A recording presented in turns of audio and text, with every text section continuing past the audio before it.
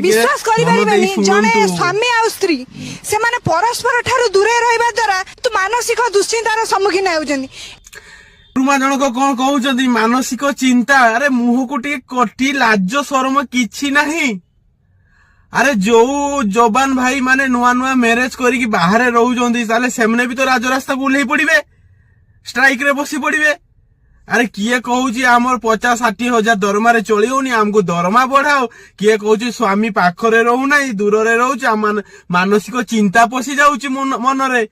कौन ताले तुम यही कथा भाभी भाभी तुम पिला मानकु कौन शिक्षा दउतबो सेटा स्कूल रे तुम माने पिला मानकु कौन पाठ पढ़ौतबो एइथिरु तो प्रमाणित हो जाउची तुम स्कूल रे कौन पाठ पढ़ौतबो। स्वयं ब्रह्मा जानती तुम स्कूल रे कौन पाठ पढ़ौतबो।